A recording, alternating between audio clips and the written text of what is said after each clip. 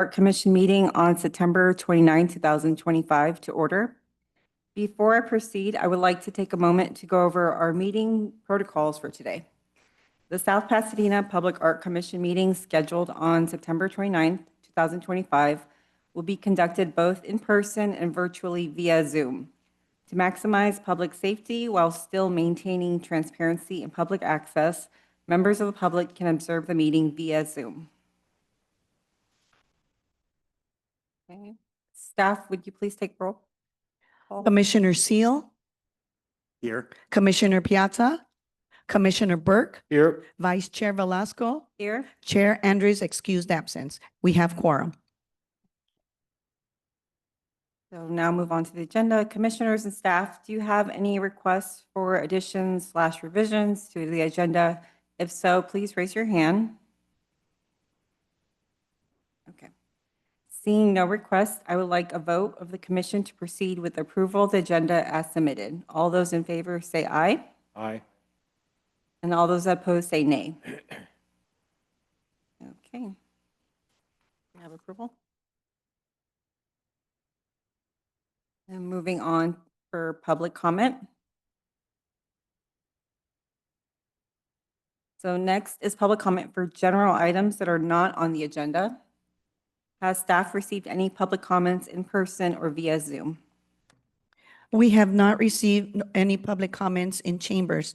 Guests on Zoom, please click the hand icon to make a public comment for items that are not on the agenda.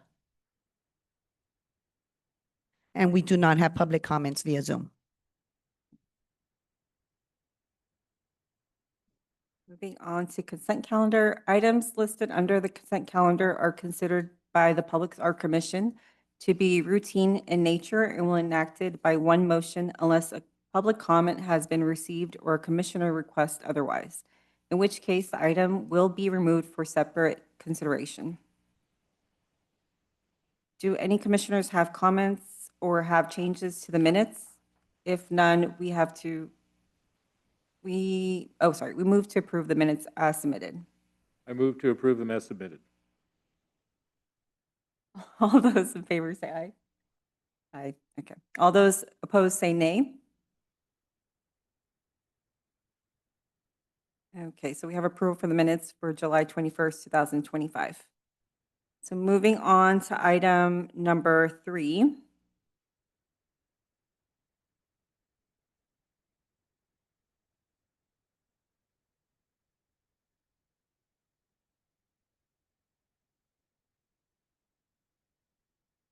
Thank you, Vice Chair.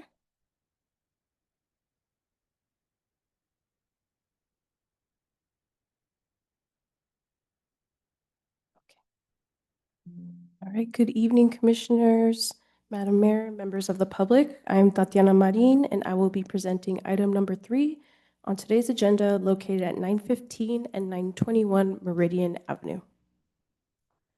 All right, just jumping right into it. Above is the aerial of the subject site. You see the 2 parcels highlighted in green where the scope of work is to take place and the proposed site plan. The project site is located within the downtown specific plan and is zoned for mixed-use corridor.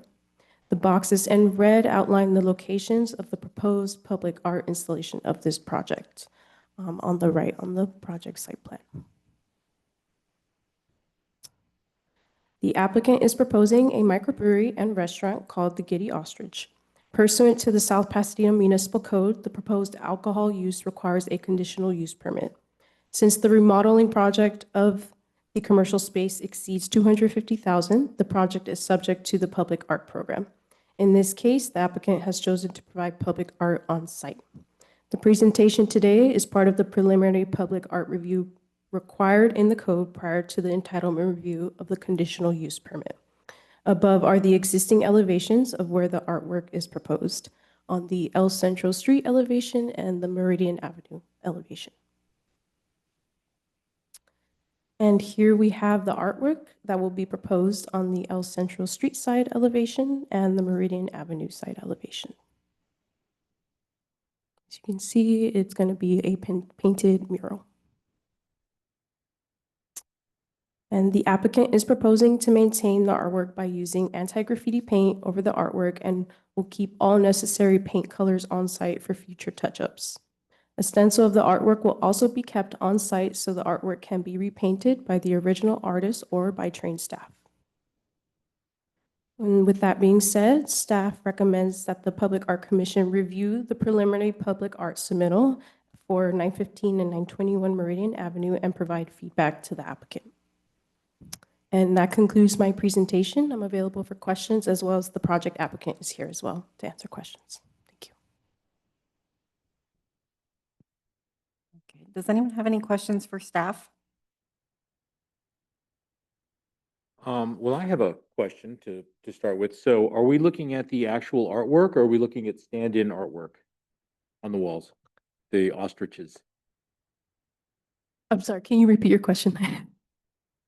Are we looking at stand-in artwork or are we looking at placeholder artwork? Standing That's stand-in. So the final artwork will be what? will be the murals on the elevation. No, I understand, but what I'm seeing here are the same ostrich repeated 3 times on the facade, on the front facade. Mhm. Are there going to be any changes to that, or is that it? I'll defer that question to the applicant since this is preliminary, Okay. more so to provide feedback for them. Preliminary, right.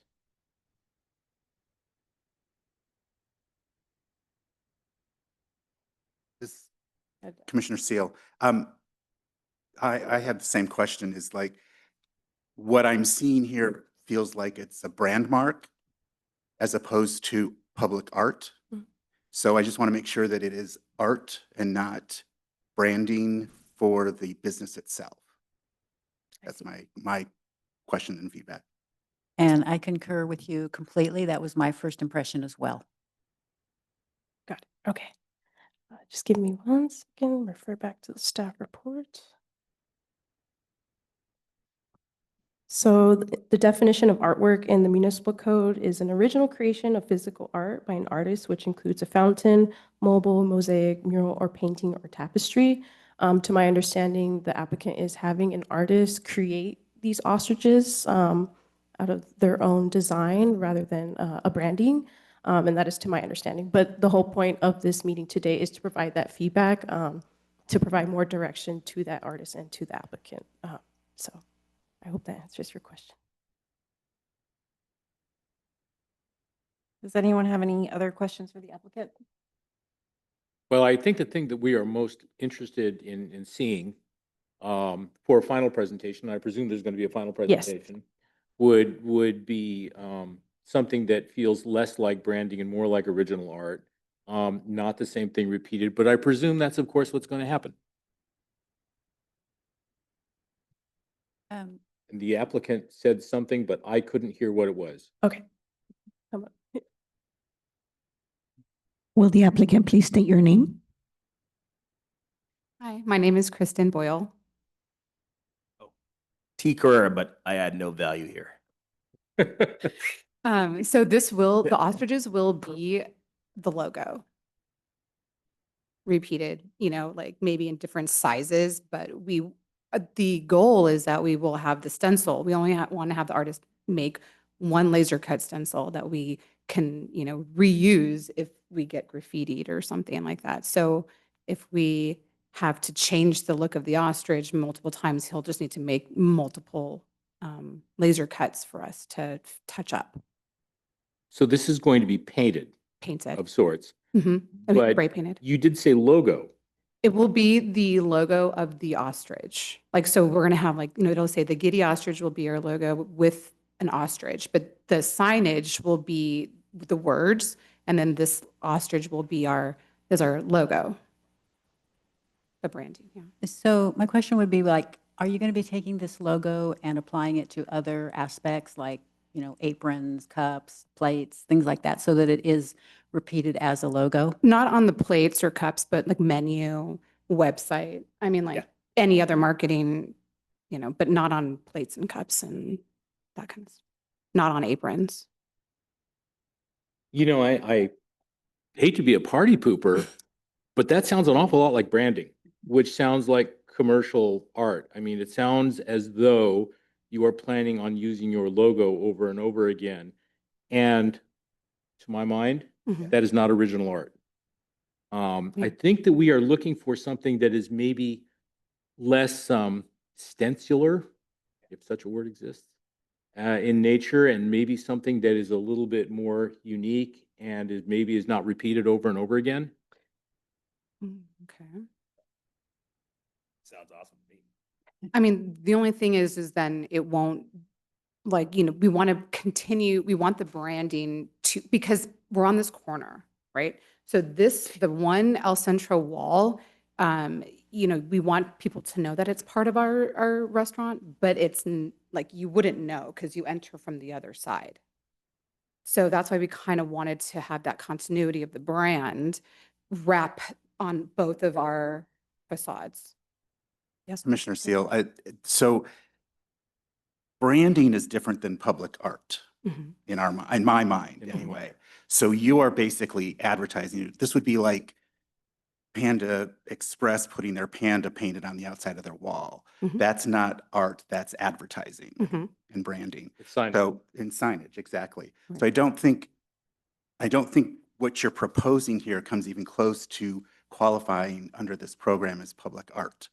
Yeah, we agree, but yeah, this was just a qualification. we were Sure, I guess that the question is, we just want this for the community. So whatever you guys would recommend and like, we would happy move forward as long as it's within our abilities, of course. What I might suggest is, I mean, I like your idea of the logo, maybe the ostrich on the signage, but then creating some artwork on the building that makes the building stand out and be attention grabbing. And it could be ostrich related. Yeah. But it's not just so obviously their logo. So this ostrich that you guys are seeing right now is not actually the logo.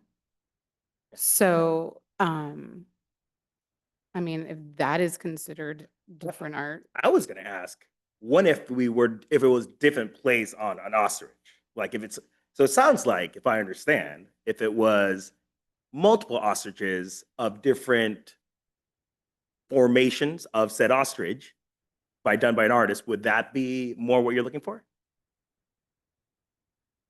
I think so. We are not looking for branding or signage. Yeah.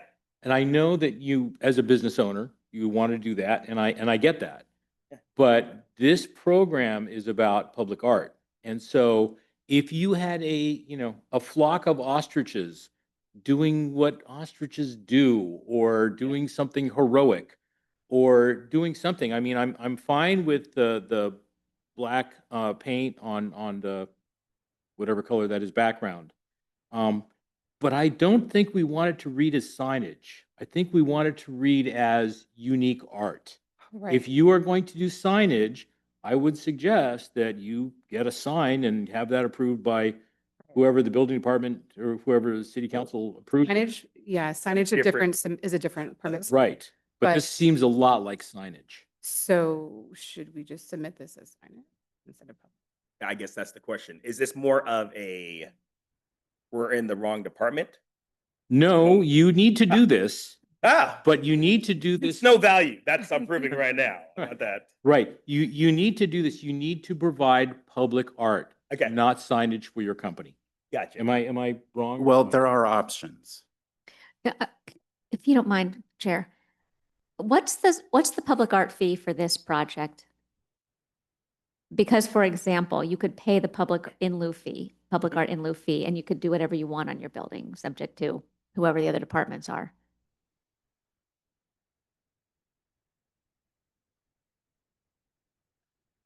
Thank you, Mayor. So for commercial remodeling projects, the trigger is a 250,000 threshold, and they are exceeding that. So the building valuation is 1 million. So they can indeed pay the 1.5% Okay, toward the- public art. So it's 1.5% of the 1 million. Right, correct. Yes. So that's, what is, do the math, $10,000, 10,000 something? 15,000. $15,000. So that's your threshold. You're either going to pay the city $15,000 and paint your ostriches as signage, or come up with a something that satisfies this commission as public art, right? Is that right? That's exactly right. So it's either $10,000 in art that you would produce yourself, but it needs to be art, not signage. Or you could just pay the fee and then deal with signage separately. However you want to do it.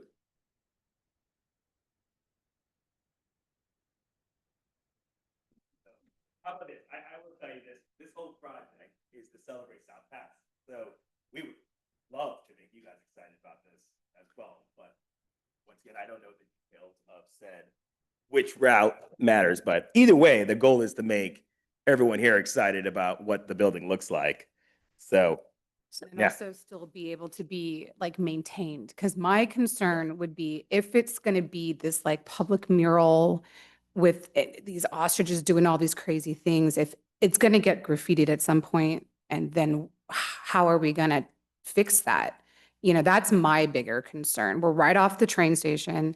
So and even with the anti-graffiti, you know, finish, that can only do so much. So my concern is more like we need something that like our logo, we can use that stencil on everything. You know, that's why we can touch up, or we can take it and put it on other things. And when we go out, have our, you know, when we have events off site. Yeah. But like, that's why we're hesitant to do like a mural or something like that right there where we are. I understand Mhm. that you're hesitant, and I would be too. Mhm, I would be too. However, there are requirements here. And the requirements are that you provide something that the public would consider as art. So you can do pretty much whatever you want. You can do the same mural, and I understand there's a possibility that it could be defaced or vandalized or whatever. Mhm. And there are some anti-graffiti paints, finishes that you can put on there. Mhm. But that is the downside of proposing a mural. So, Right. you know, we are very fortunate that we live in the town of South Pasadena. Mhm. We don't have that much vandalism, knock on wood, Right, yeah. in this part of town. Nonetheless, it is up to you as the applicant to provide something that people would consider art that brings joy to the passersby and the people that are seeing it. Right. Am I speaking well? So Jeff, can I just ask a question for them? It doesn't have to be a mural. It could No. be something else, right? Right? Right, Could be. yeah, like it would be these it would just be a black and white kind of ostrich, you know, we were not gonna do green, like landscaping, we're not gonna paint, you know, sand or trees, it would just be the ostriches, That's potentially. Yeah.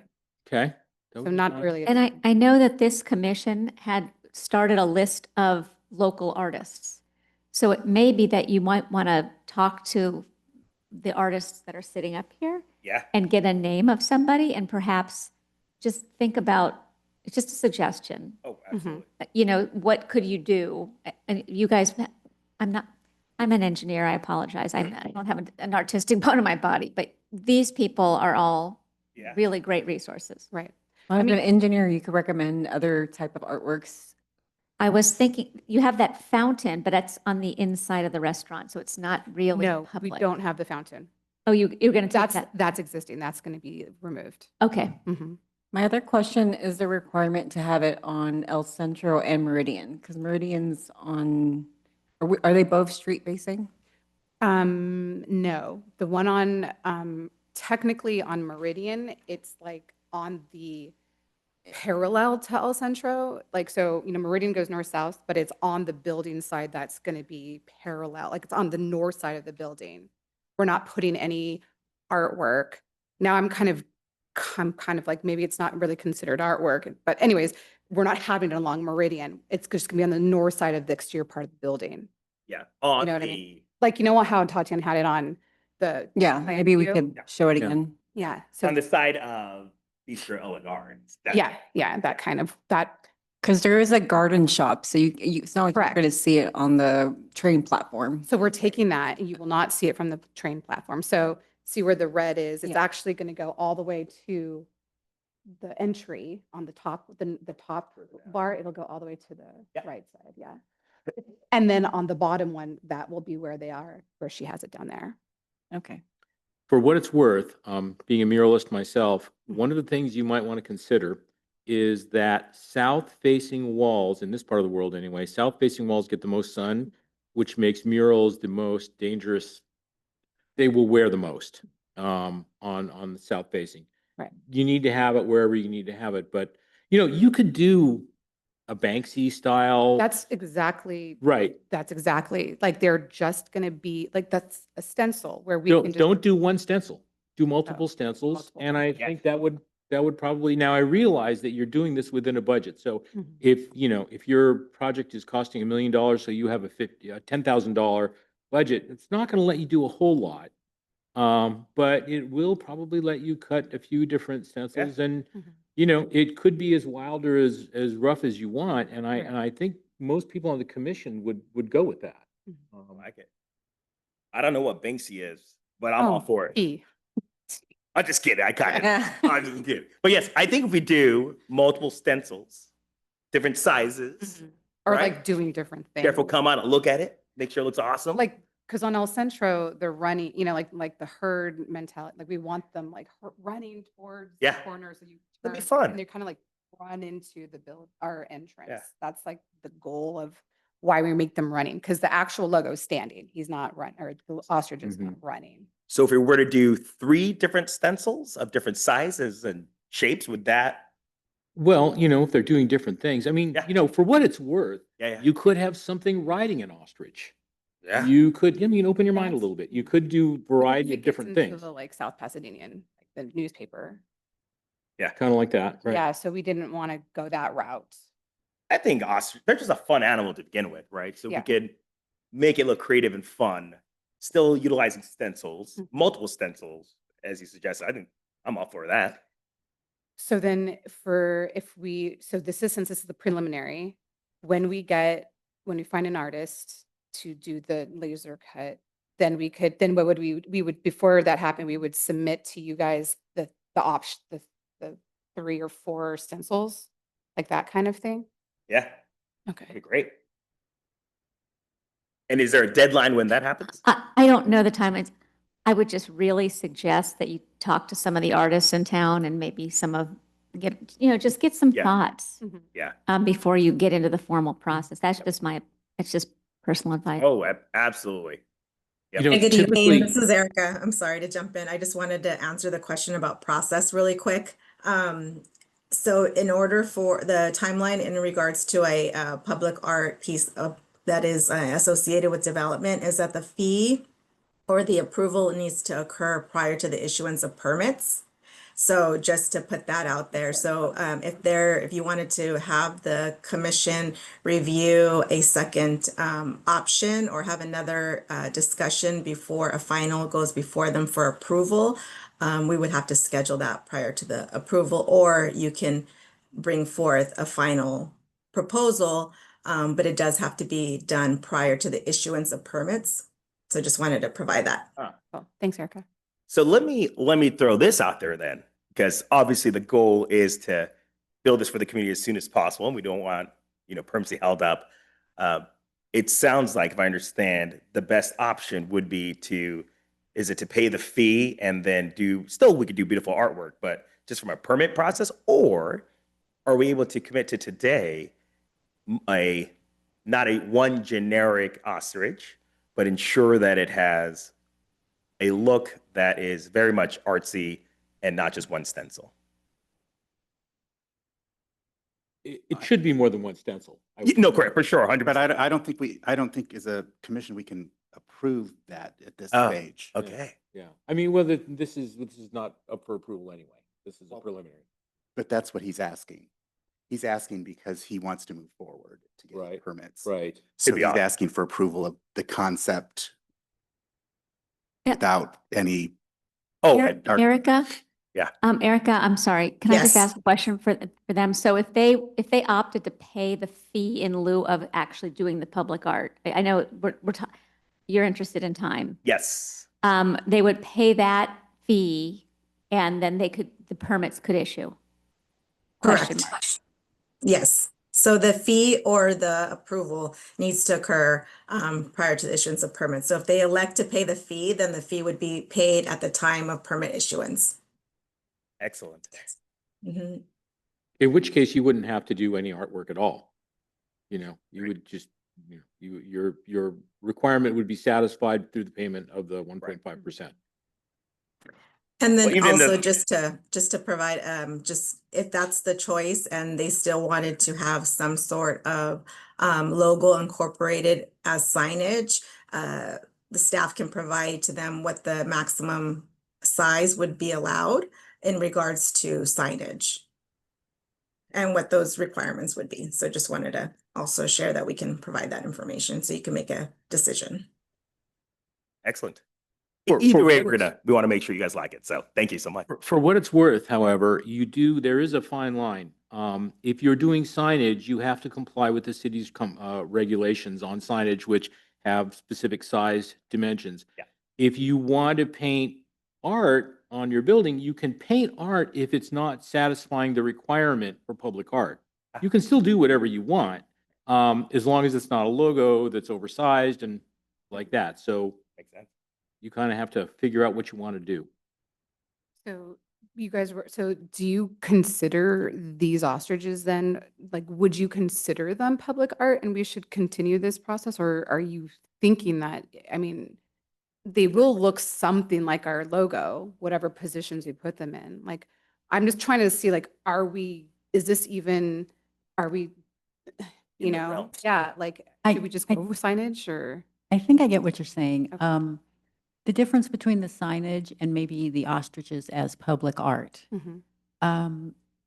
If the arch, if it were public art and people are just gonna, it will be attention getting for your building, and that's a good thing. That's what you want. If the ostriches, I mean, you could think of some kind of narrative for the ostriches, some kind of interaction, something going on with them that makes it less logo-like. And I know you're saying like 3 different stencils. Mhm. I think even though I understand the concern about graffiti, I also think maybe you could incorporate, like a second color or something, because then you're just you still have touch-up paint, it's just Correct, 2. yeah. So you could still explore some options that could turn this into art. I wouldn't give up on that idea because I think it's a really good idea for that building. That Mhm. building is kind of plain. It could definitely use some attention. And I would love to see more public art in the city. I think it's Yeah. really a draw for people and it's very intriguing. Mhm. So I would say, explore it a little bit farther if you can. I know you're under time pressure, Mhm. but, Yeah. Okay. explore it a little bit farther. Okay. Would be my, Makes sense. Thank you. Thank you. Vice Chair Velasco, do we have a list of artists? No. Yet? We are working on one though, yes? We're working working on- on an artist call, for email list. An RFQ that Yeah. would put artists on the list, Mhm. which we don't have yet, but we will have, but you could talk with, if you had money in your budget, Yeah. you could hire an art consultant who would, but the chances are if you've only got $10,000, you're not going to be able to afford an art consultant. Right. So, Right. talk to somebody outside the meeting. We do know a couple local artists, including the one that did the murals for AV. Marengo, Monterey Hills. Beautiful job. And so no matter how we do this, it'll be South Pass local. Right. And we also have been in talks with another guy named Briggs LeBeau who could potentially do the laser cut for us. Yeah. So, but if you guys have more recommendations for somebody who can do that kind of thing, because I know that maybe, we still will want to have these stencils for touch-ups. I'm pretty sure, even if, somebody does the original one by hand, Right. but I have a feeling, I mean, only just being right off the train station. Yeah. And it is kind of a not super activated street. Right. People don't really walk down that too much, unless it's a farmer's market. Yeah. Perfect. Okay, I will now open the public hearing. Staff, are there any public comments for this item? We have not received any requests for public comments in chambers. Attendees participating on Zoom, please click the hand icon for comments on item number 3. And we do not have any public comments via Zoom. Okay. We will now close the public comments and have a discussion amongst the commission, which we have done. Would someone like to begin? Oh, we already did this. Okay, so I believe that's it for this. Any other item? Awesome. Thank you, guys. Can I just suggest that you give some direction? So there's no motion. Is there a motion on this item? Well, do we need to provide a motion since this is a preliminary? Maybe not. So anyway, I just No. don't know if you Yeah, need no direction. motion needed. No motion needed. It's just preliminary, so just to provide feedback. So that way the applicant knows which direction to go in regards to potentially considering the fee or preparing something for the commission's final consideration and final approval. Would it be possible for the next round to see the logo as well? Yeah. Just so we have like a reference. Okay. For sure. And also, Erica, on timing, when is the next Public Art Commission meeting? So I was actually going to request in my item if the commission would consider meeting next month. If that was a possibility. I know we normally meet quarterly, but I did want to bring a final draft of the public art policy handbook as well. So if the commission is amenable to having a meeting in October, that would be great. Okay. Yeah. Yep. I think Fine. October is a great month for meetings. Be back here Okay. times. And for what it's worth, one final suggestion. You don't need to do a stencil. You could have somebody freehand paint this on a Yeah. wall, and you could probably do it within your budget that you've got, and it would look like art, not a logo, Right. and it wouldn't look like signage. I mean, Yeah. I honestly, I think you're making this more difficult than it needs to be. Nope, that's a good You one. you could just hand paint something, find an artist who can hand paint one color, two colors, whatever, and it would satisfy the requirement and it might look nice. I'm in. Perfect. Thank Yeah, you yeah. so much. Find that fine artist. Yeah, if I would. Thank you, guys. Thank you.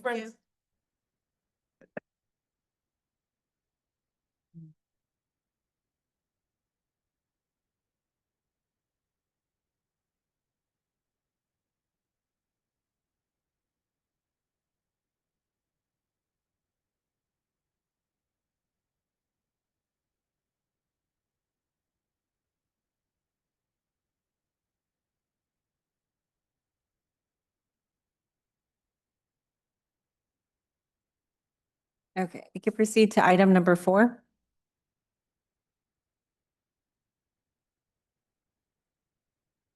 Good evening, Vice Chair, members of the commission, members of the public. My name is Dean Flores, Acting Planning Manager, presenting on item number 4. It's for a proposed public art installation located at a senior housing project that's already been approved at 601, 625 Fair Oaks Avenue. Just to preface this, staff will give a brief presentation of the proposal, but the applicant also has their own presentation. So I'll let them take over once mine is concluded.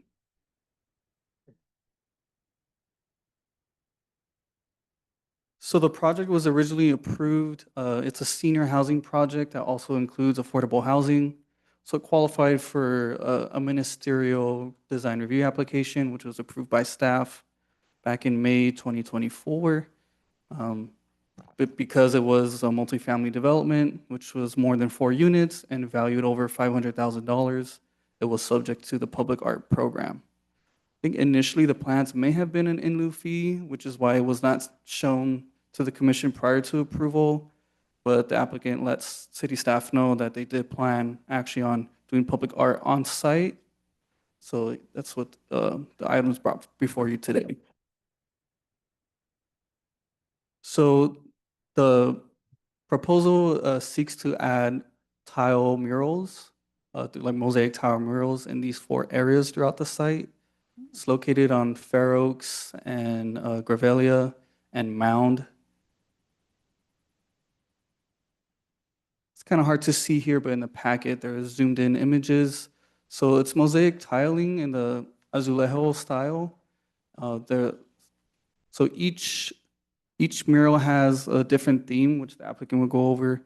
There's like birds, there's trees, there's just different artwork within the tile itself. Different facades here. with the biggest one being along Revelia, would be the main parking entrance for the site. And at this point, I'll let the applicant take over, but essentially the recommendation from staff would be to review, I mean, it is a preliminary review, but if the commission is satisfied with the proposal, they could also approve or provide further direction.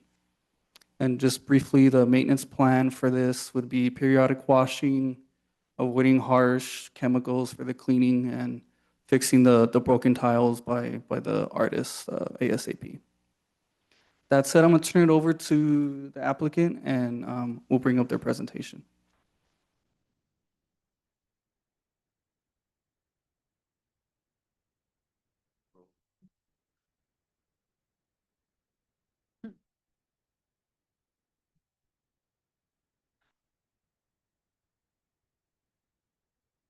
Good evening, members of the commission, Mayor Braun. My name is Odom Stamps, and I'm here as the owner's representative for the Raymond Luxury Senior Living Complex, and representing also the designer of the project. And also I am here with Mary Linda Moss of Source Art Consultants and Tom Rogers of Mission Tile West.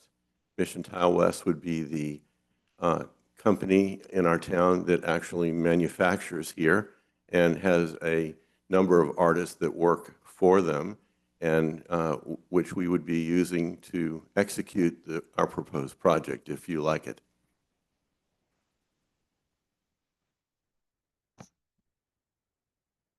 So we were inspired very much by the original hotel built in our town before our town was incorporated. The Raymond Hotel, built in 1886, and unfortunately that burned down in 1895, but it was rebuilt, and it was rebuilt very much in the Mediterranean revival style that was popular at the time of the Columbia World Exposition that brought this revival style really to America and throughout America. And the Raymond Hotel, the Huntington Hotel, and Castle Green in Pasadena are three examples, two of which still exist, and many, many more throughout Southern California. We were very much inspired by this hotel on the hill, and I used it to essentially create a complex of buildings that vary in height, much like the original Raymond did, and it wraps itself around the block and manifests itself in three separate buildings. It's not one large building, but actually three, because our site's rather large. And there's a porte cochere, and there's an entrance on Grevillea, and there are two entrances on Mound, as well as the possibility of driving in off of Fair Oaks and going around the existing red brick building to get throughout the site. So there are a lot of public-facing walls to our design. And we would like to specifically focus on the corner of Grevillea and Fair Oaks, which is very prominent as you come over the rays at Columbia and Fair Oaks. You'll be able to look at it almost straight on. And it is a turreted octagonal form, much like some of these tower elements on the original Raymond Hotel.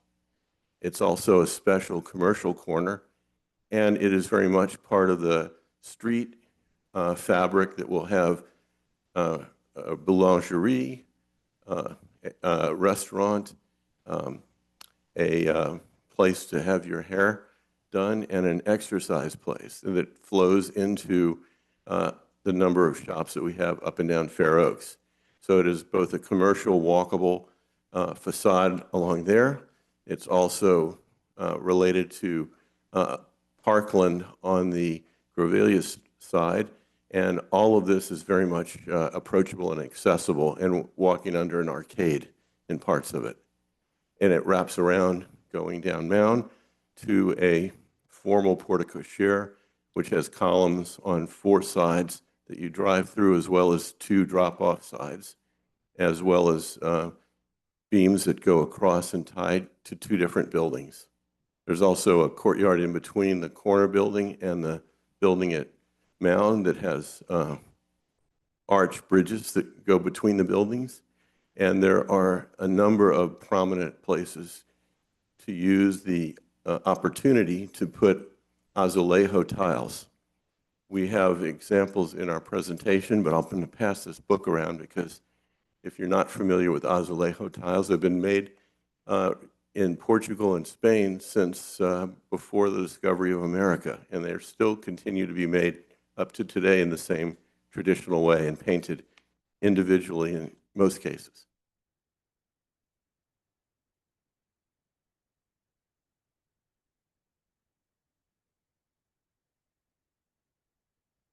Does anyone have any questions for the applicant? Yeah, I'm happy to take questions as I go. I had a question regarding the painting of the tiles and the subject matter of the tiles. Yes. How is that going to be determined? Well, we're here to get a conceptual approval to make sure that you're okay with us using the tile in concept for our public art. We have the opportunity on these columns, on the beams, on the spandrel panels, as well as in the courtyard in between. There's opportunities for fountains, freestanding and wall fountains. But really, the opportunity is much like you see in this photograph here. It's an opportunity to commission an artist, and there are so many themes that we have in our town, whether it is parrots that fly overhead, people that picked orange groves up and down the San Gabriel Valley, grew roses and celebrated in a parade that still goes on today. There was Pancho Barnes flying and barnstorming her biplane around town about 70 years ago. There are myriad local themes, and I wouldn't begin to tell you exactly which ones we'll pick, but I will tell you that we will commission an artist, and we will, with your input and suggestions, we will come together to create some amazing scenes that will be very accessible to the public. And none of it will be branding, other than the whole idea that this is going to be an amazing tiled building that you can walk up to in the first 1 or 2 stories and look at it up close. And there aren't too many of these in America, but there are some. And there are many, many more in historic cities throughout the Americas and, of course, back in Portugal and Spain. Madam Chair, if I may. I like the idea very much. Now, I'm presuming, because somebody from Mission Tile is here, that they will be produced at Mission Tile. Is that correct? That's correct. All right. Can we talk a little bit, not so much about the content of the art, but about the tiles themselves? Yes. You know, this building undoubtedly will outlast everyone in this room. And so the artwork that is produced on them needs to be durable, and it needs to last a long time. Can you give us maybe a little overview on how they're produced and, you know, are they going to last?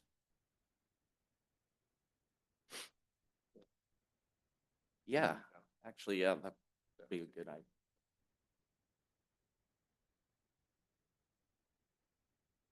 By the way, this border tile, these are not even the scenic tile.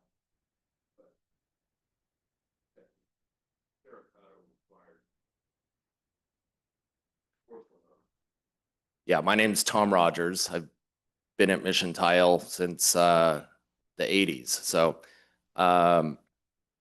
we've made tile for historic South Pasadena and neighboring towns, or in styles a little different than this. Over the last few years, we wanted to be able to produce tiles that were in this type of style, in the Mallorca or Azulejo style, to be able to make our own tiles in-house on a high-fired clay body, which is what these are made on. We make the clay body that they're made on. It's not a soft clay. It's not a low-fired clay body that a lot of the actual tiles that you'd find from Portugal and Spain would be produced on. Because we wanted these obviously to be durable, to be able to hold up in a lot of different settings. They're made to be durable in swimming pools. So the technique we use and the actual clay body that's used is going to outlast all of us, yes, as you say. So we're actually proud to be able to offer that type of durability in a tile that has that old handcrafted from Spain, Portugal type of look to it, done in the same processes they use there. So you get kind of the best of all worlds in durability and the desired look. The lead artist that we've had for several years now, her name's Lily Castro.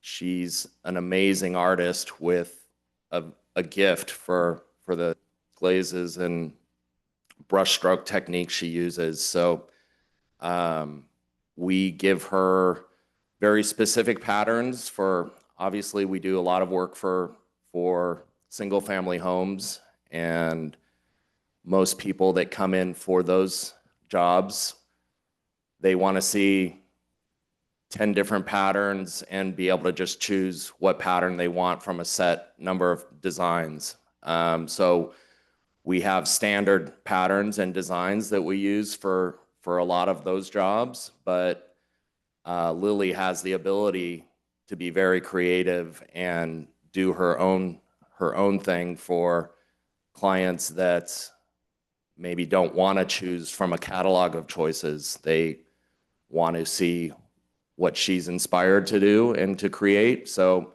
we'll give her general guidance over with patterns, and she'll add her touches and kind of make things her own for the clients that are looking for that. And she does a very good job at it. So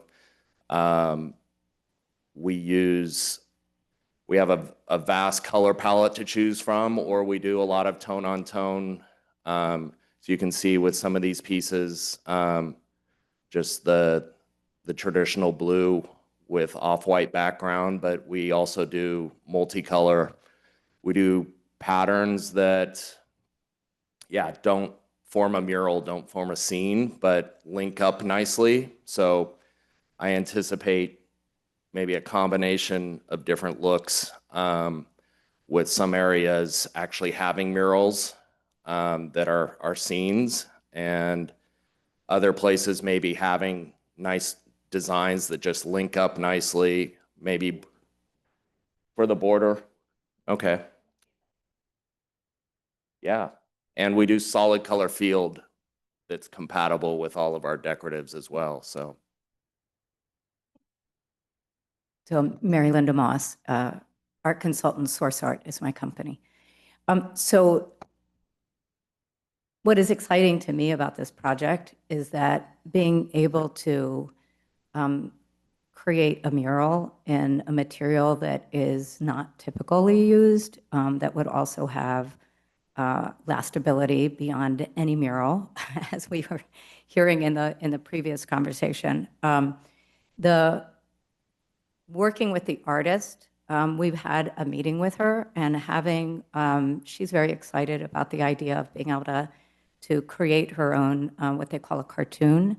So she would be inspired by the designers of the project to come up with a number of different layouts for different murals. So using landscape, figurative, animal, floral, or flora elements, storytelling elements that would show up on large muraled areas. So it might not be a typical rectangular mural. It may show up like on the column. It could show up on a facade in a number of different levels. And the fact that these are hand painted, so it really is original artwork. They're not being manufactured. Means that anywhere that these tiles are being used are muraled areas. So they may be how they combine together to create a pattern, but it's not a repetitive pattern necessarily. It will be showing up in different ways. And so it ends up making that all of those areas that you saw previously where the tiles show up, they are muraled areas. And again, the storytelling that can happen with these is, I think, exciting. And as an art consultant, we work within the fine art world as well as creating murals. We've been doing this for 35 years. And within the art world, in the last 10 to 20 years, the artworks that have been considered crafts, whether it's fiber, ceramics, other functional art, have really been acknowledged and have then risen to the level of fine artwork. So I really think that this is an exciting project and will allow people to see a medium that they otherwise wouldn't be able to. Okay, I will now open the public hearing. Staff, are there any public comments for this item? We have not received a request for public comments in chambers. Attendees participating on Zoom, please click the hand icon to make a comment on item number 4. And we do not have any public comments via Zoom. Okay, we will now close public comments and have discussion among the commission. I'd like to begin. I have a couple of questions still for the applicants, if I could. First of all, I think this is a lovely idea.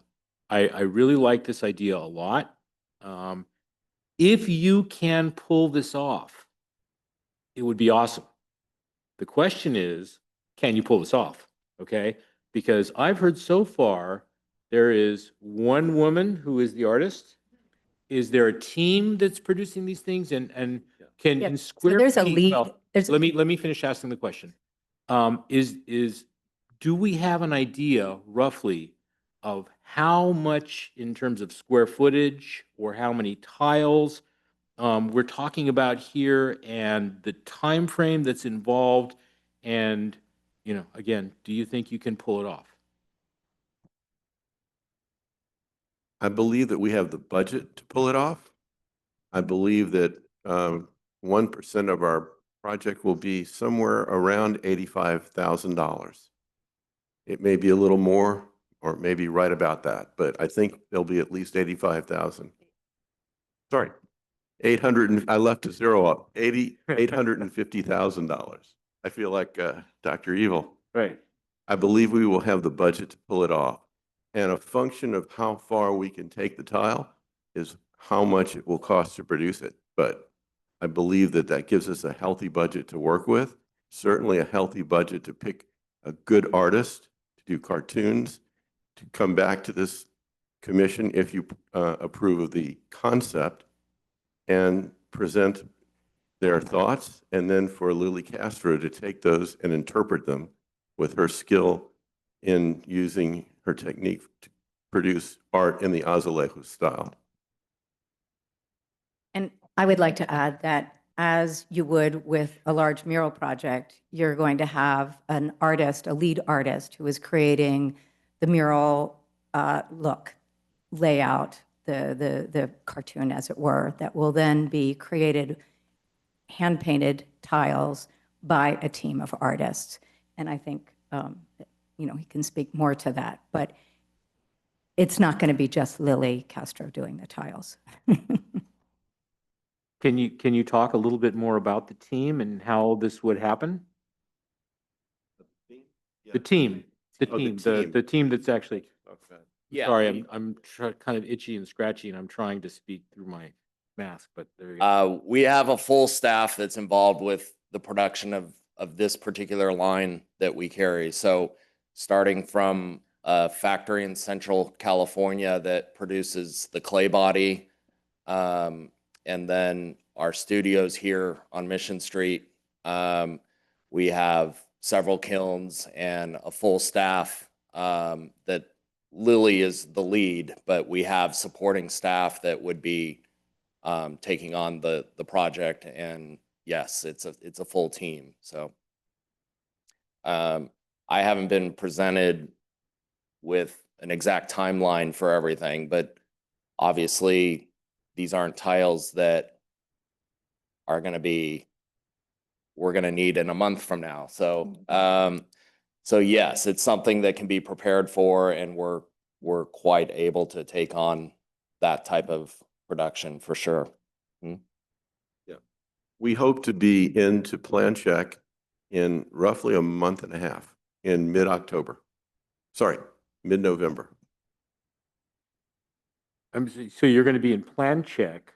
So The- I you- would you hope have that to we have- get our permit sometime in the spring, hopefully the early spring, the earlier the better. And I believe after we award the contract, we should be able to break ground sometime in late spring or early summer of All right. 2026. But you have to have approval from this board, this commission, prior to getting a building permit. That's correct. All right. And you are confident that that will all happen? Well, we're here for the first step tonight, and the first step, I would ask that you approve in concept what we're proposing. And I would say that I think that the team that they're pulling together is capable of doing all of the different steps to make this happen. You know, as someone who's executed fabrication on past public projects. This is Commissioner Seal. If you do pull it off, it's going to be beautiful. It is going to be beautiful. And I don't know what our process is if we do. I don't know if we approve this step or not, but it's exciting. Is there a second phase for us to review the murals? That's my understanding, but I guess you are still waiting to get your manual of what the procedure is. But as my understanding, we will be presenting at least one more time to show you the mock-ups of the scenes that we're going to propose at that time.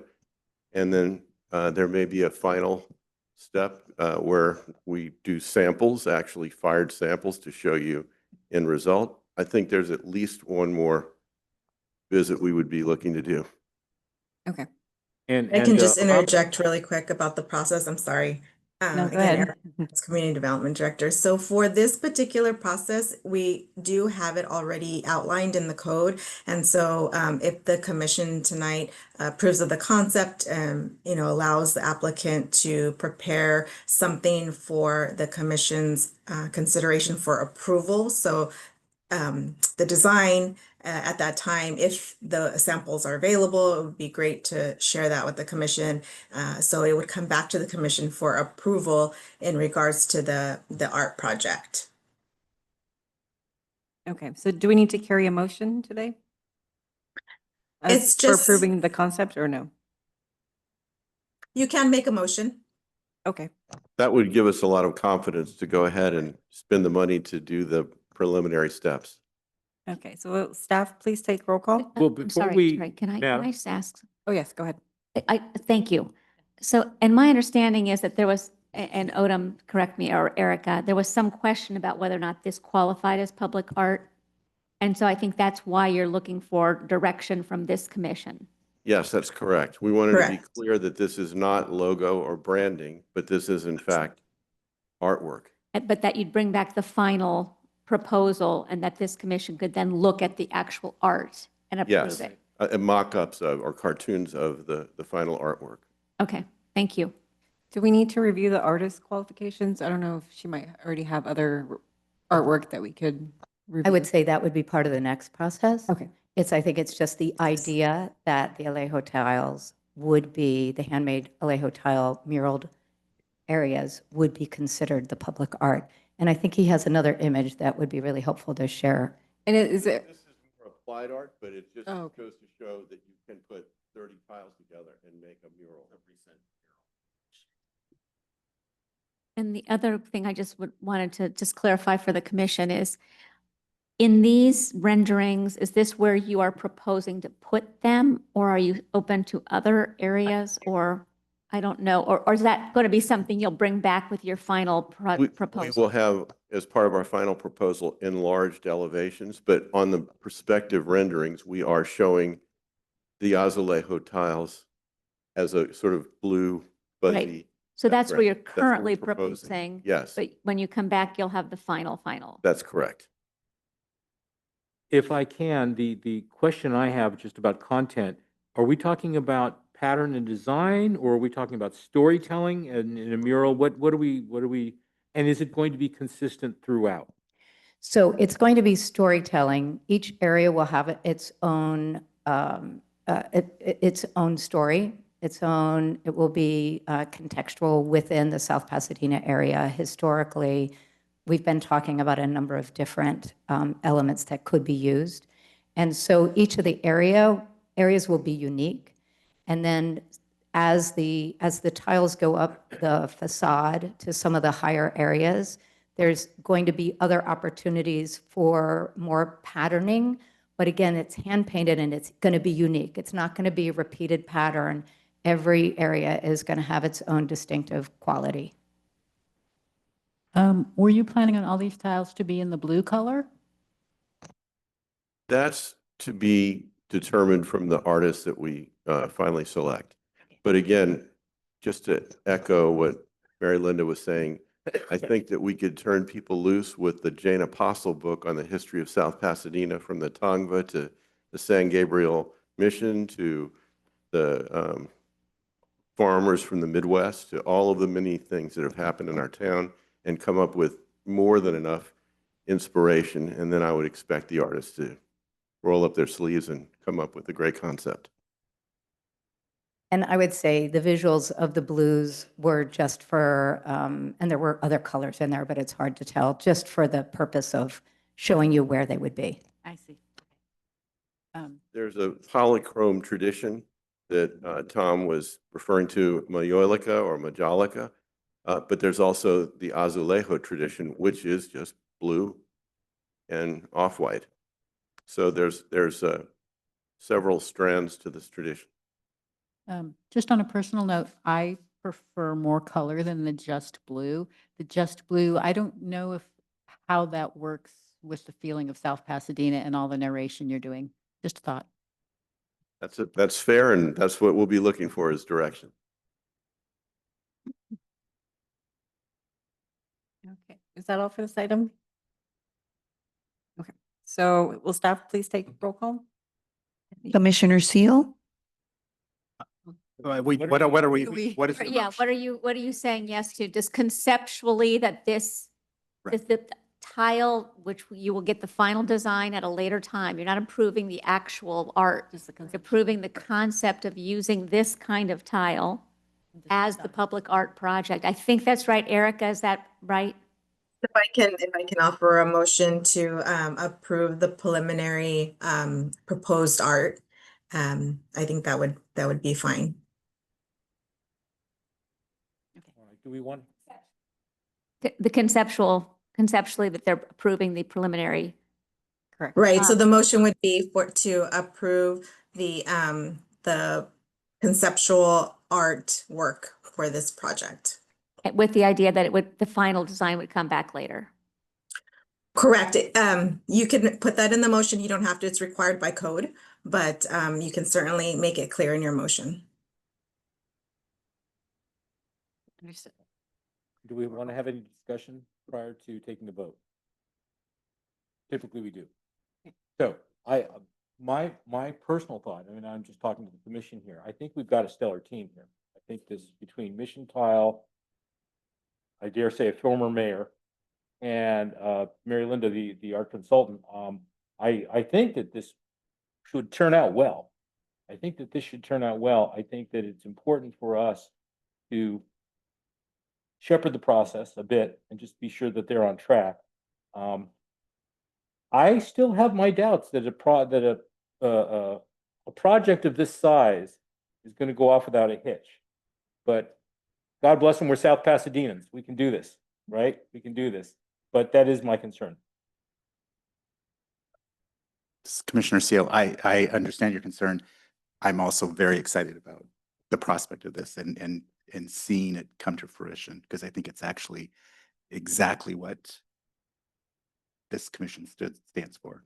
So I love the idea of the tile. I think it combines both the history, but I'm hoping there will be some element of it that makes it a little fresher so that we don't feel like we're like imitating old stuff. Like we're kind of bringing some freshness to it as well. So that, and I think that might happen through the narrative of the episodes of South Pasadena that's going to be put in there. I'm hoping. Yeah, I that- agree. I think once we see the narrative and there are areas that are not going to be visible to the public because they're pretty high up. But I think once people understand the history of the style, they'll see that None it taller than carries on to the this. second story. They're Oh, okay, stories so are that's where less. it's going to end. Okay. Actually, the one thing about this is that it is really designed for walking more than driving, Correct. because I It's think a smaller. lot of the detail will be detailed. And I think that to see it closely, you'll have to be up close to it. So it will look like an elegant building when you're driving by, but I think the most benefit that the art on this building will provide will come from the walkers in our county. The last comment, I don't know if there's in our handbook, I haven't seen if there's a plaque requirement to note the artist or if the artist will sign a tile or how that's noted that it's public art. Yeah, there's not. Okay. But I don't know if that's a consideration. I think that we definitely would include that. I think that using a local artist Mhm. and acknowledging the local artist. Yes, and, yeah. Again, a Latina local artist feels like a really wonderful way to honor, current and past community, Yeah. you know. Okay. That's all for me. Yeah. So if we're going to do a motion, should we state clearly what the motion is? It's a long motion, but hopefully, did we cover it already, Erica? I believe. Well, if The we way could she stated. restate it, I think it would make it a lot clearer and easier for us to vote. What are we approving? Good. Do you want to summarize what they're approving? Yes, that would be great. So tonight, what you're approving is approving the artist concept for the project at the site, and a final product will be brought before you for approval at a later date. So we're approving the concept of painted tile in a certain style for this building. Correct. But at this point, we're not approving any of the content of the design work. That is correct. Okay. I so moved. seconded. Agreed. Agree. Final, yeah. Okay, thank you. That's what I thought. Commissioner Seal, Aye. Commissioner Burke, Aye. Commissioner Piazza, Aye. Vice Chair Velasco. Aye. Motion carries. Okay, thank you.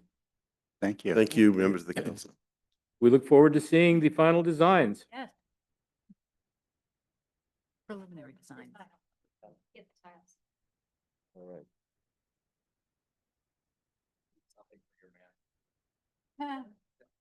Always.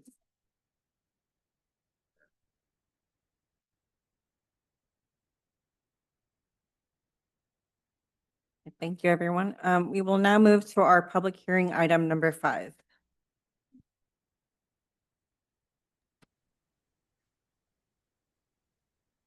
Hi, good evening, Commission. Again, my name is Erica Ramirez. I'm the Community Development Director for the City of South Pasadena.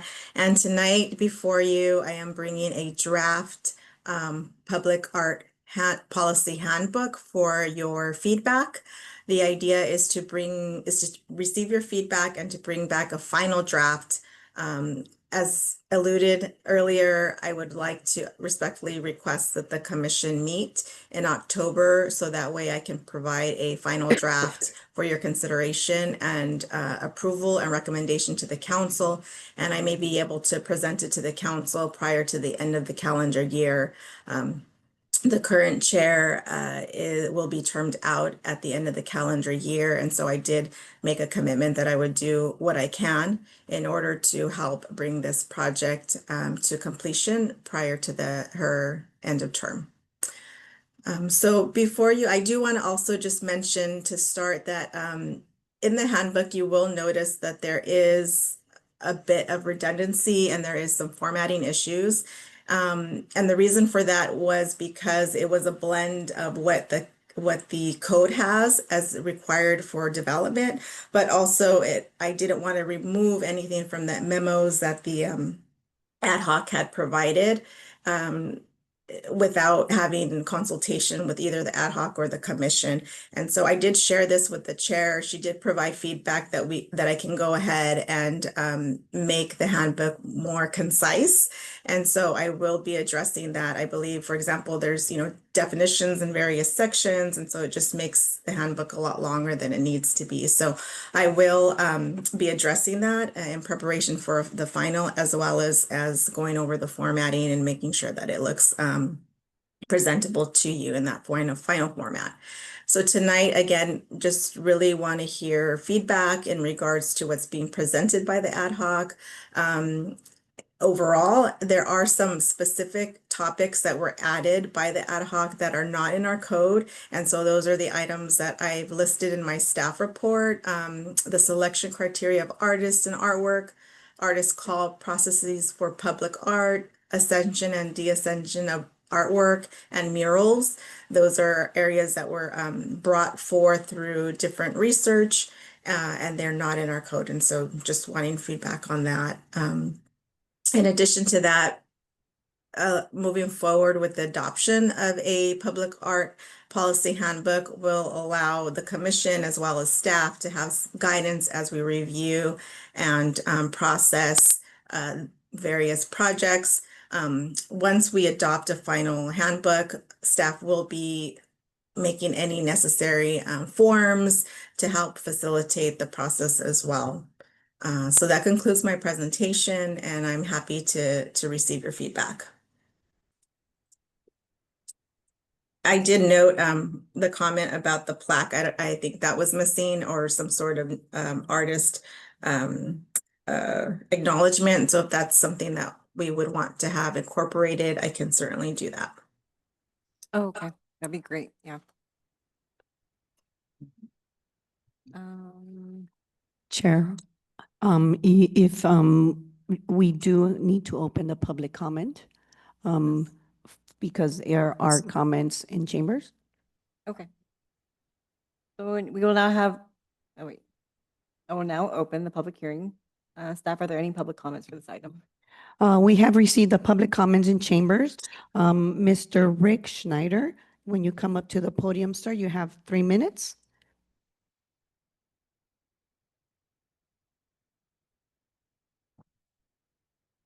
Well, good evening, council members, mayor, staff, and all the fans who are watching at home. My name is Rick Schneider, and I'm here representing the South Pasadena Preservation Foundation. And we are very glad that this handbook is moving along.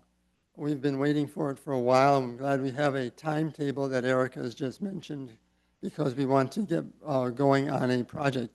We're very interested in having a public art display in front of the Adobe Flores, which is the oldest, I believe is the oldest home in South Pasadena from 1838. So we want to encourage you to move this project along, get it done, and we'll help you as any way we can. That's all I have to say. Thank you very much. Thank you, sir. Any attendees participating on Zoom, please click the hand icon if you haven't, to make a public comment on item number 5. And we do not have any public comments via Zoom. Chair, if you wish to close a public comment. Okay, thank you. We will now close public comments and have a discussion amongst the commission. Someone like to begin the discussion? I have a number of comments, and some of them are very specific. First of all, I want to say I think this is wonderful. I think this is, Erica, I want to thank you, Vice Chair Velasquez, you were involved with this. And This Celia. has been a very large labor. We've been talking about this for a long time. I've highly valued this, and I think that it's wonderful that you've done this. I have a number of comments. First of all, on page 5-11, under city staff departments, and we're talking about the requirements, it says determine the building valuation for calculating public art development fees. And that's fine. This commission, however, has been left out of the loop on that particular item. And it is my suggestion that those numbers should be provided to the Public Arts Commission with any proposals so that we know, generally speaking, we are not approving or disapproving things based on their numbers, but we want to at least know what the numbers are. So for instance, if someone wanted to do like the ostriches painted on the wall, there's a $50,000 budget and somebody's spending, $10,000, $5,000 on I would like to know what that is. And so I would suggest that the Public Arts Commission is made aware and that it's provided to them. Secondly, on page 5-15, you can tell I've gone through this a little bit. On 5-15, it's a simple thing, but it begs the question. There's RFQ and RFP, it says at the top. And then it goes on, well, an RFQ is a qualification for artists. An RFP are specifics to the proposal. They should not be mixed. And so I would suggest we just strike RFQs and take those words out, because everything that's listed on those bullet points down there are specific to a proposal, not to a qualification. So I would say that an RFP is specific to a proposal and an RFQ is specific to choosing an artist, which is separate from the. Right. Wouldn't an RFP actually require qualifications of the artist as well? So wouldn't that be incorporated into that RFP? But it's separate. It's like you would do the RFQ would come first, then the RFP. Okay. Right. Now, this is where it becomes a little bit more meaty. I am Democratic to my bone. I believe that people should have a chance to be involved with the things that their city decides. However, I am also sensitive to the needs of developers and other people. And there is on page 5-16, there is a whole section titled Community Participation and Engagement. And I am wondering why. Okay, I am very much in favor of people being involved with the things that this body decides, but by the same token, we are 5 professional artists, which we then recommend to our city council for their approval. Engagement with the community, I believe, is a step above and beyond. I do not think we need this. I suggest we strike that whole section. Community participation and engagement. Because the Commissioner Seal doesn't at a commission meeting, people have the opportunity to comment. So that would actually take care of that as opposed to a more deeper. Absolutely. Yeah. Absolutely. I don't believe we need to have a community engagement, because I think all of those same things could be accomplished without the incumbent delays that are. I agree. Yeah. Okay. And then finally, for my last, now, and again, these are moving in the same direction. On page 5-22, support the mural by the community demonstrated through a community engagement process. Again, I say why? Why are we making this difficult? Okay, people should be able to express themselves without having to go through layers of bureaucracy in order to do so. We're talking very specifically here about murals. Also, so that is one issue. I believe that we do not want to make this more difficult than it needs to be. Separately, it also says murals on both public and private property are subject to review and approval by the Public Art Commission. To the best of my knowledge, there is no requirement now in the city ordinance for individuals to put art that they are paying for privately that are not part of a requirement by the city to be able to put up murals on their walls. I, for instance, as a property owner, I have a mural on my property, 99 Pasadena Avenue. There is no requirement for the city. There is nothing for the city. All you can do is make it not commercial in nature and not obscene. Other than that, people can do what they wish. I do not believe that this body should have a say-so on private property that is not satisfying a public requirement. And I believe that should be stricken. So I believe it says murals on both public and private property, and I would strike out the word "and private property." Strike that phrase. Because I believe that the murals that are in this town now, and there are a number of them, have been put up without approvals by anybody, and I believe so long as they are not required, that they shouldn't have requirement. I also agree with that because I'm very pro mural, and I feel like anything we do to hinder somebody from putting up a mural is not a good thing. We want the murals. And then one other question. I'm sorry. And right above where where it had said support of the mural by the community demonstrated through a community engagement process. I believe that should be stricken. Above that, it says the Public Art Commission shall consider the following criteria unique to a public mural. I believe that rather than saying public mural, we should say a mural on public property. Not a public, because a public mural could be just about anything. You know, it's something that the public sees and not something that is necessarily on public property. And I think that that should be limited strictly to public property. And Jeff, did I hear you say other than murals on private property that are subject to the public art requirement? Yes, that's exactly right. So I don't know if you need to make that distinction in here or And not. I thank you for, yes, that's exactly right. There, those are my comments. I know in the past, we were talking about the murals or the artworks that are on the utility boxes and who's required to maintain those, because some have been, marked up. Right. So is that considered? Well, that's a good question because actually those are not city property for the most part. Are they? I defer to city council. Yeah, because I don't think those belong to South Or Pasadena. the utility boxes city property? No, that'd belong to the utility company? I don't know. Edison. Did we get Yes, Edison's permission? I believe they're Edison. I don't know the history of our program here, but I do know that and maybe Dean, I don't know if Dean or Tatiana have information regarding that, but normally those programs, it's a collaboration between Edison and the city, and usually it is the city that places those with the permission of Edison, but I don't know how our program was done. So I'd have to look into that and bring that information back. I believe, if I'm not mistaken, that Spark was burdened with having to maintain those things. And that brings up another point as well.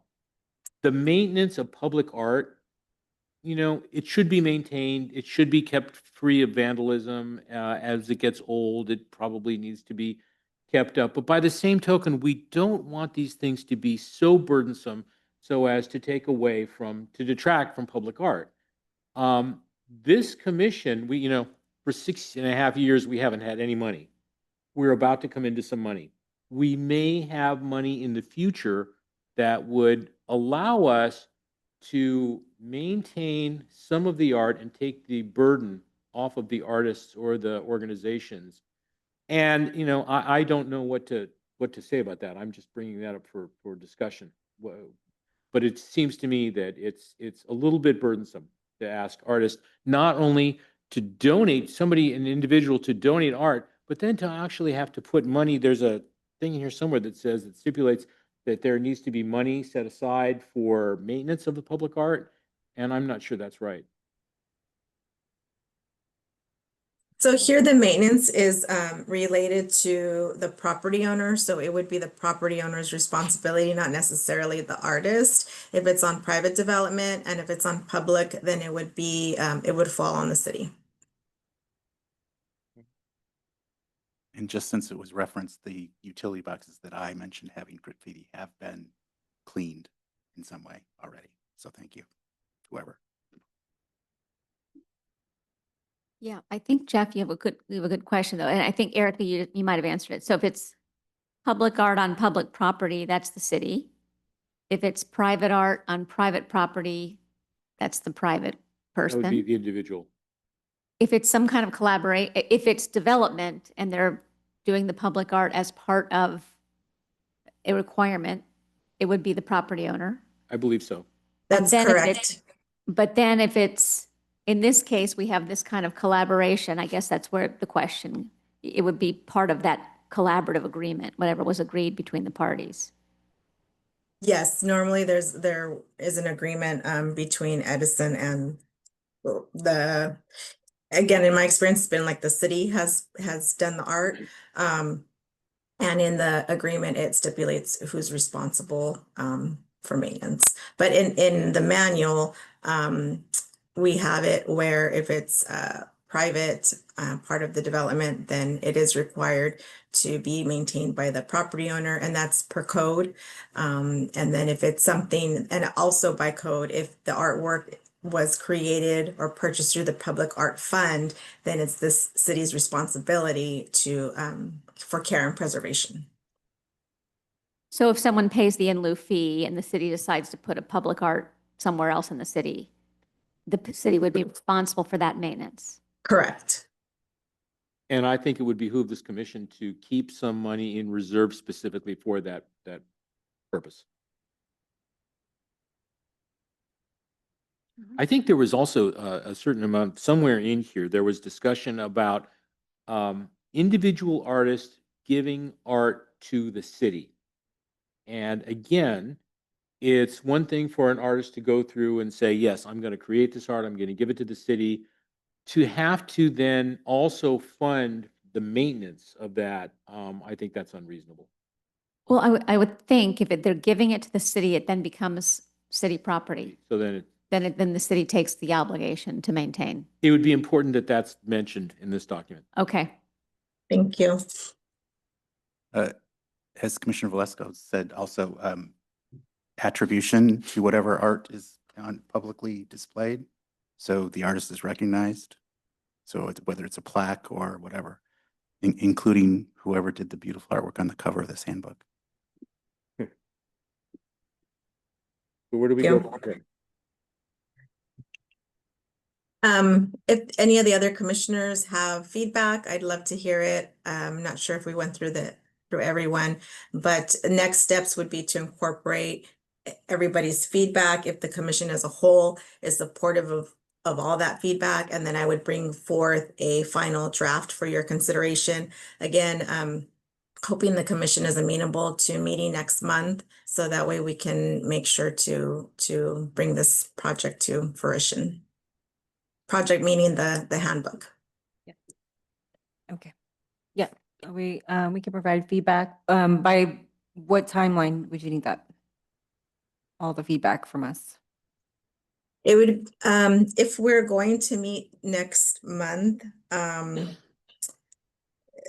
looks like we normally meet the last Monday of the month. Is that right, Lily? Is that? It'll be December 15. But if October, I'm sorry. Yeah, if we can meet in October, then that would be great. And then I would just need everybody's feedback, at least I would say two to 3 weeks prior to that date. So for example, if It'll be October 27. I'm sorry. Right. October 27. Yeah.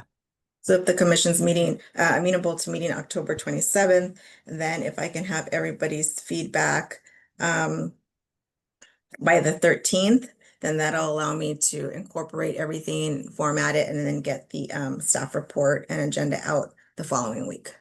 Okay, perfect. That sounds good. Does that work for everyone? That works. So we're talking about the 27th of October for the next meeting. Next meeting, but to have any comments by the 13th to Erica. We're going to incorporate any of the comments that were made tonight. Correct. Right. Yes. I've done my part. Good job. Thank you. Okay, so will staff please take roll call? Commissioner Seal, Aye. Commissioner Burke, Aye. Commissioner Piazza, Aye. Vice Chair Velasco, Aye. motion carries.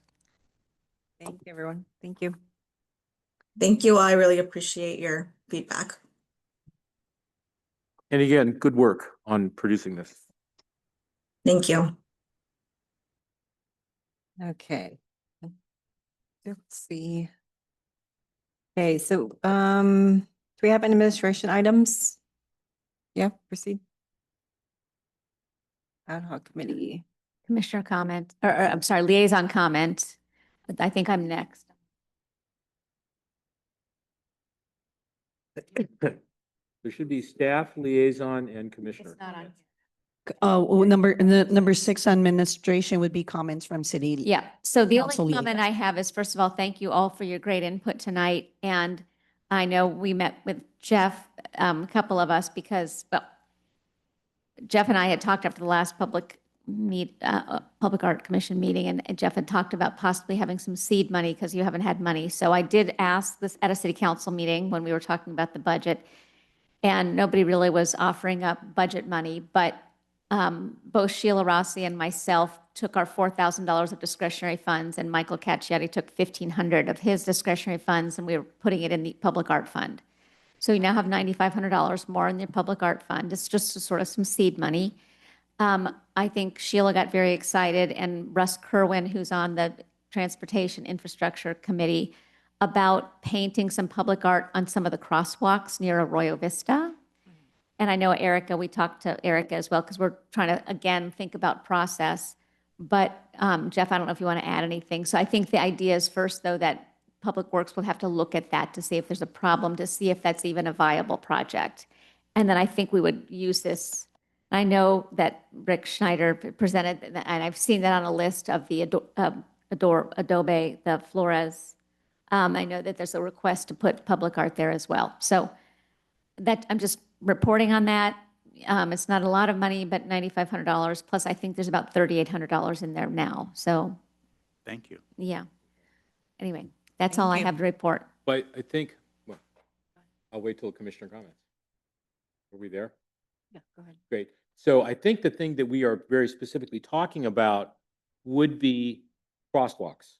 Now, I know that that idea has been presented to this commission in the past about doing decorative crosswalks that involve visual bulb outs, not curbing, but visual bulb outs to for pedestrian safety.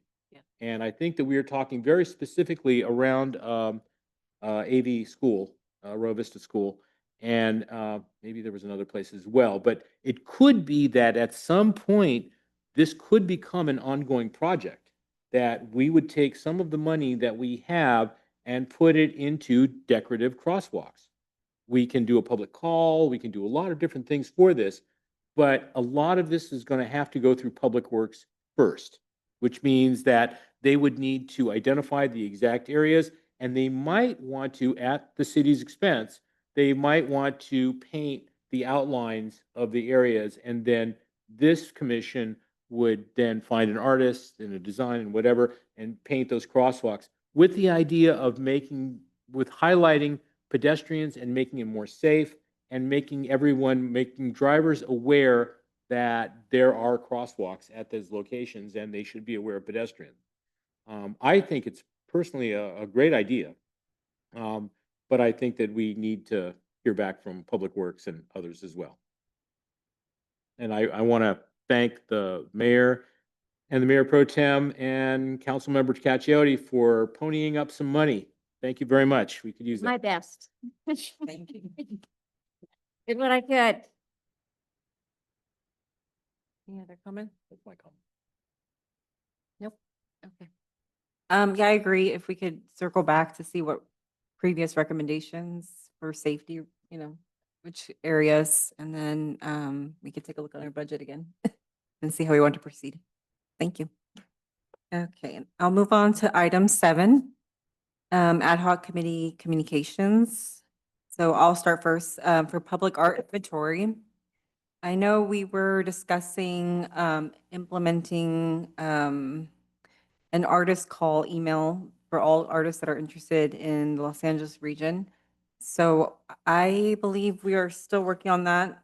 I believe Commissioner Piazza, did you already have, I think you said you had a website you guys had started on how we would design our website?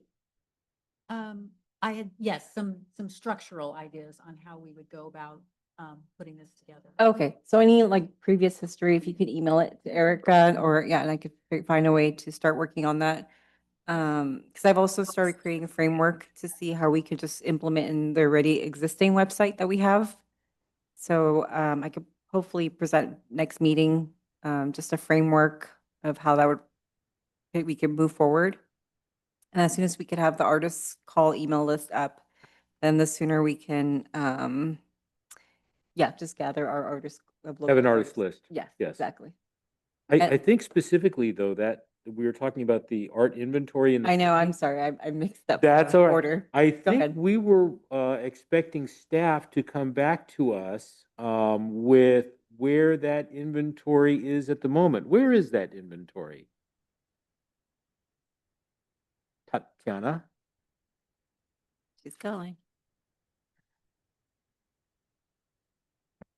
Thank you, Commissioner Burke. Staff doesn't have an update at the moment, but we'll be sure to bring it at the next meeting. Okay, well, we need to have that art inventory accessible to the commission so that we can. Correct.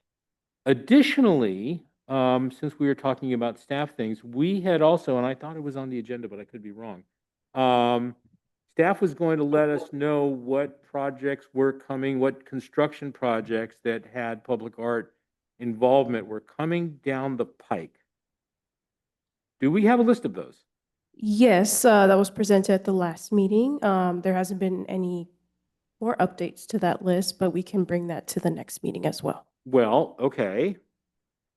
Let's talk about that for just a second, because at the last meeting, I believe that I mentioned that number one, my project was not on there. I am building the restaurant at the corner of Arroyo Verde and Pasadena Avenue, and it was not on the listing. Additionally, I was questioning, and I'm still waiting for an answer, on the project on El Centro at the site of the former school district headquarters. They do not have any public art involvement. And I'm wondering why that is and how much money they're spending on putting that together and why aren't they? Because they're ready to open. Why is that not to us yet? I mean, to my understanding, they were going to be paying an in lieu fee, not providing public art on site. Are they doing that?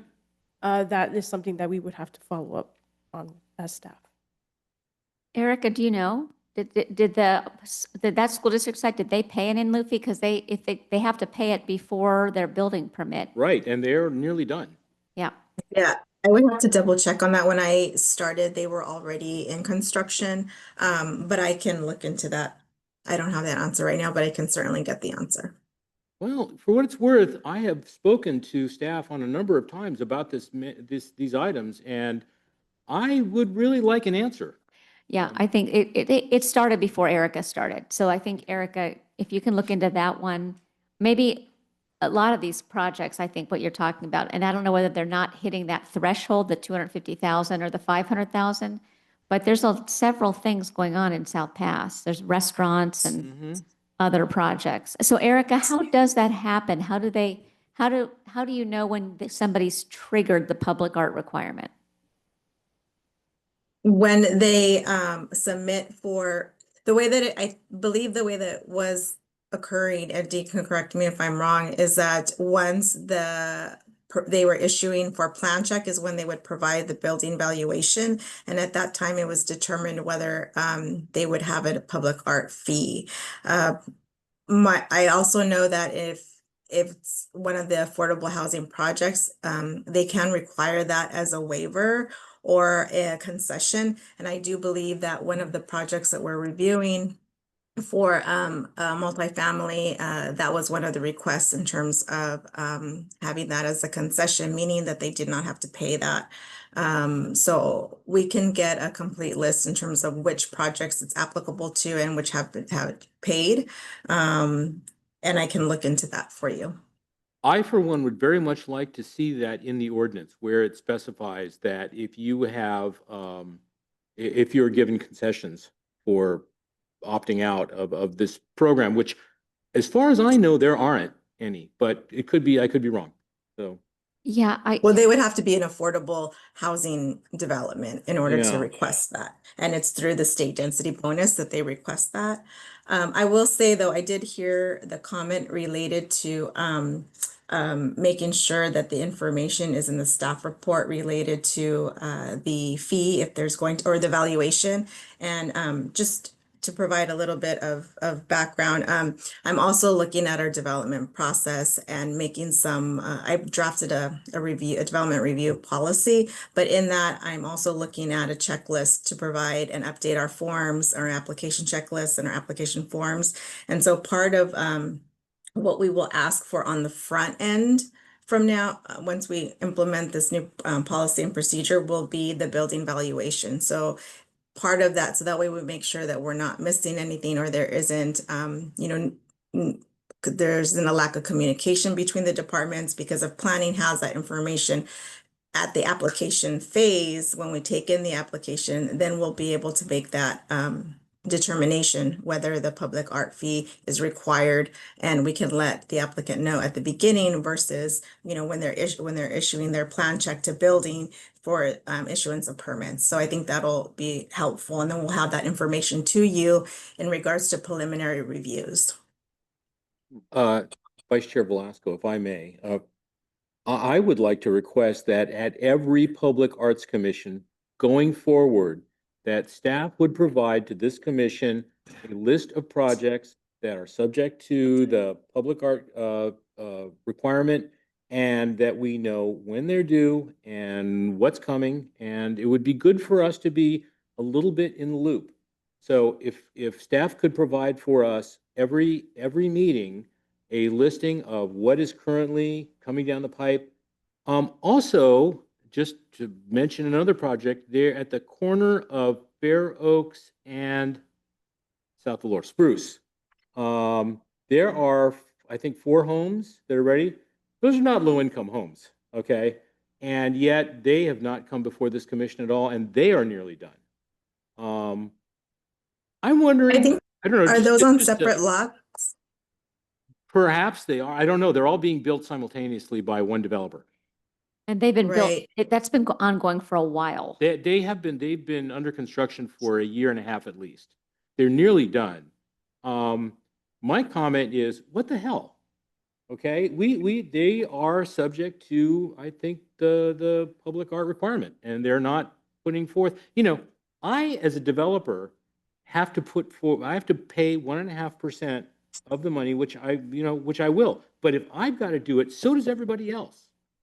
Yeah, I think, Jeff, you're onto something, and I think Eric is onto it as well, whereas I think we haven't, as the city probably has not had a very tight process for this in place. And I think that's one of the things Eric is working on. But I think your point is well taken. And I know, what about the project, the Caros, Fremont and Mission, Jason Max project? That 51 unit or 50 unit? Because I know they had come before the commission and proposed doing a screen, a video screen of some sort. So I can provide an update on the E15 Fremont. So that one, they would be paying the in-lieu fee. It's a new project with the ministerial design review process. They've opted to do the in-lieu fee, which they would have to provide us with a building valuation, and they'll pay So that one, and for that one, we made sure to put it as a condition of approval as well. And when do they pay that fee? So half will be done prior to permit issuance and the other half prior to the certificate of occupancy. Okay, half and half. And then, do you know, by any chance, the 7 patios, where that stands? Are they paying the in lieu fee? Or have they just been quiet? They've been very quiet since they revised their project a year or two back. I And haven't what heard- about Dwight Bond's project, the Mission Bell? That one's still under review. So that one, Have they chosen what they're going to do on the public art requirement? Erica, that's the one where, That's now 60 Well, feet. yeah, so that's the one where they're doing the state density bonus and. Yes. Yeah, so they've requested it as a possible concession. Oh, okay, waiving the public art requirement as a concession. Does the ordinance say that they can do that? Well, go ahead, Erica. It's not, yeah, it's not the ordinance. It's under state density bonus law that when you provide a certain number of affordable units, then you're allowed a concession, which means a deviation from a code requirement in order to make the project financially feasible. And you're also allowed unlimited waivers, which is requirements that make the project physically infeasible. So concessions, you have a certain number that you're allowed depending on the number of affordable units and at the level of affordable that those units are. I believe that project has, and Dean, you can correct me if I'm wrong, but I believe that they have 4 concessions there. And so the art fee was one of those concessions. And all of our requests for concessions, I'll just add this, they are reviewed by our city attorney's office to make sure that they are in line with the state density bonus law. So this is more state law being pushed down to the cities. Correct. If I can then, let me request that at each meeting, every single project that is going through the building department in this city comes before this commission, and it can be tagged as either we've made a concession of some sort, which I'm still not sure that I understand all that, or they're paying an in lieu fee, or they are doing art on site that we have to approve. But one way or another, we should see every single project should be listed somehow, and this commission should have a view of it. I don't think that's too much ask. Yeah, I think that makes sense. And again, I think, Erica inherited a process that was not optimal, and we're working on that. So is that something, Erica, you think that staff could do going forward? I'll have to look at our reporting because that's one of the things that I'm reviewing in terms of how do we keep track of the different projects and what are the different reports that we're able to generate. And so I've been working with our permitting system as well as our consultants on our building side in order to come up with different reports. And so I believe we would be able to provide information. I just don't know how far back we'll be able to go at this point. Okay. Well, if we're forward looking, I think that certainly satisfies the intent, and you can go back as far as you can. Okay. But I think, we've been kept in the dark long enough, and things have been informal long enough, and it's time to tighten up the requirements and the reporting. There we go. I know that my project, the restaurant that I had down there, I waited a full year to have design review take a look at it. The design review is gone now. Yeah, At it's that point, at some point, it went away. But it seems to me that the city should know how long each project is in process and where it is. I think that's one of the goals. I think it's been difficult I understand. historically. I understand. And I'm Erica, I'm not berating you. I don't mean to do that. But I just think that there needs to be some amount of clarity and Transparency, and you also want to know where everything is, right? So you see projects, you go, I wonder what that public art is. Yeah. Right. Okay. Was there any other items for the public art inventory that you? there are none to report. Okay. And then roster of local artists. Another question would be, should we wait until the handbook is approved and finalized? Just so everyone has understanding of what the roster of local artists would entail? I think, I think that's a good idea since we're this close to finalizing it. I Handbook. think we can wait just a little longer, but we can still simultaneously. In the background, yes. Be working on the function of it. Okay, I agree. So that sounds good. Are there any other ad hocs, comments or updates? No? Okay. Thank you. Now we're moving to communications from the commissioners. Oh, I think I'm reading non-script here. Comments from the Commissioner of Communication. Thank you. We're now moving on to comments from staff liaison. So if I can just ask one item, if we can just have the next Public Art Commission meeting on October 27th, that would be great. I can do that. I can do that. I can, yeah, as well. Thank you so much. Okay. Tatiana, Dean, I don't know if you have any comments.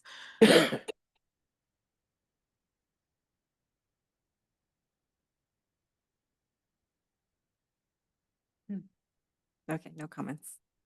Okay, adjournment. Thank you. That concludes our meeting for tonight, and we will adjourn to the next scheduled meeting on October 27th, we said? And will that be a special meeting? Special meeting. Okay, And what time? 6 p.m. 6 p.m. Does 6 p.m. work for the commission? Yes, I think so. Yeah, they've been 6 p.m. Okay.